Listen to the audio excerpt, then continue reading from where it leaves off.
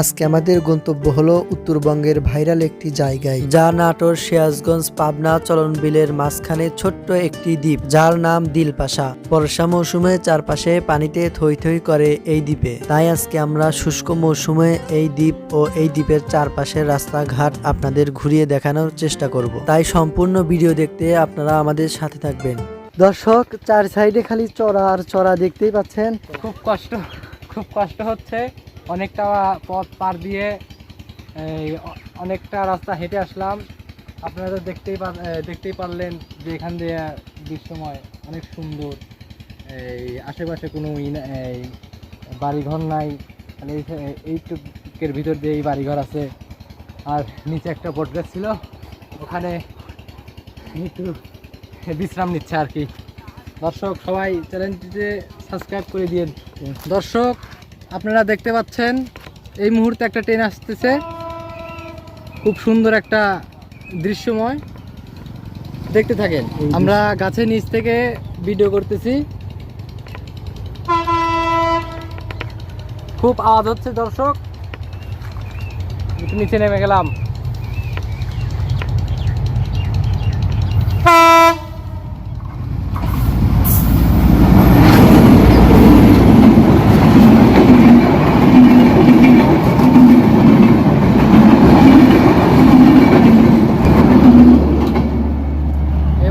দর্শক, আপনারা দেখতে পারলেন ট্রেন চলে গেল।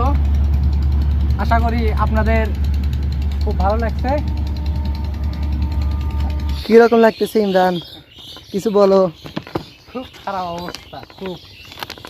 এই 4-5 কিলো হেঁটে আসছি। আপনারা বুঝতে পারছেন আমাদের শরীরের অবস্থা খুব ভালো না। তো আপনারা একটু বেশি বেশি করে ভিডিওটি দেখবেন, সাবস্ক্রাইব করে দিবেন। আপনাদের কাছে একটা রিকোয়েস্ট, এটাই। আমরা যাচ্ছি দিলপাশা। এখান দিয়ে কোনো গাড়ি ঘোড়া যাচ্ছে না, পুরো চর এলাকা। খুব বৈকালীন হলে জায়গাটা খুব সুন্দর হয়। আপনাদের আমরা ফুল ভিডিও দেখার চেষ্টা করব। আশা করি আপনারা সবাই আমাদের পাশে থাকবেন ইনশাল্লাহ। দেখতেই পাচ্ছেন এই পাশেও চর আর চর, এই পাশেও চর আর চর, একবারে মানে যাওয়ার রাস্তা, কোনো রাস্তা নাই। আমরা রেলের রাস্তার উপর দিয়ে হেঁটে যেতেছি, কোনো ছায়া নাই, ওই রকম রোদ। এই রোদের মধ্যে আমাদের অবস্থা খুবই খারাপ। 5-6 মিনিট লাগবে যাচ্ছি ওখান থেকে গ্রামে যাচ্ছি, আর ঘুরিয়ে গেলে বেশি টাইম লাগবে। মানে আমরা যাব হলো ওই যে দিলপাশার যে স্টেশন আছে না, এই স্টেশনে যাব। মানে আপনাকে আমি খুলে কই, মানে ওখানে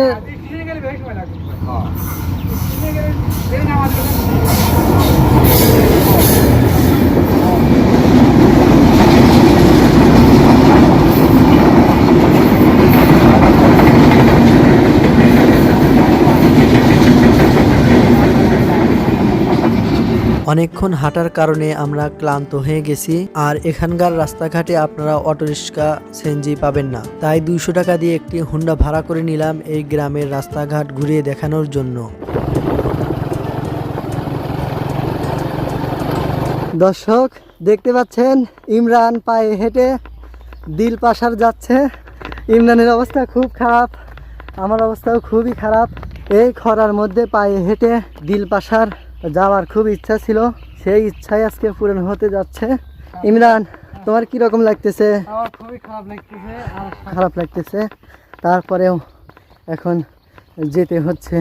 এখানে আসলে এই দিলপাশার আসার মতো কোনো গাড়ি নাই, একটাই ওয়ে আছে, সেটা হচ্ছে সামনে আপনার মোহনপুর স্টেশন আছে, ওই পর্যন্তই আপনার গাড়িতে আসতে পারবেন। তারপরে আপনার একটা হুন্ডা রিজার্ভ নিয়ে একবারে একদম চরের মাঝখান দিয়া মাটির রাস্তা আছে, এই মাটির রাস্তায় করে ওই হুন্ডার রিজার্ভ নিয়ে আপনার দিলপাশায় আসতে হবে।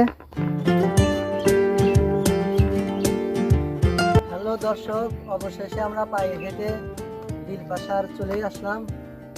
এই যে দিলপাশার লোকটা দেখতে পাচ্ছেন, একটা লোক। অবশেষে দিলপাশার চলেই আসলাম। ওয়েদারটা আসলে খুবই সুন্দর। এখানে আসলে বিকালের ওয়েদারটা আরো সুন্দর। আমরা দুজন দিলপাশা পায়ে হেঁটে আসছি, খুবই কষ্ট। এখন আমরা বাসার দিকে রওনা দেবো ইনশাল্লাহ, আপনাদের দোয়ায়। এখানে অনেকটা আসলে গাড়ির কোনো ব্যবস্থা নাই, আপনাদের পায়ে হেঁটে আসতে হবে। আর নয়তো বিকল্প পদ্ধতি আছে, একটা হুন্ডা রিজার্ভ করে নিয়ে আসতে পারেন। কিন্তু আমরা দেখলাম যে আপনাদের পায়ে হেঁটেই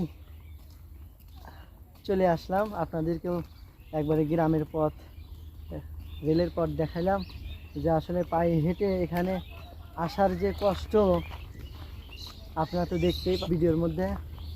আপনারা দেখতে পাচ্ছেন এই মুহূর্তে একটা ট্রেন আসতেছে, কারণ ট্রেনটা আপনাদের একটু দেখিয়ে দিই। এদিকে এদিকে এদিকে। হুম।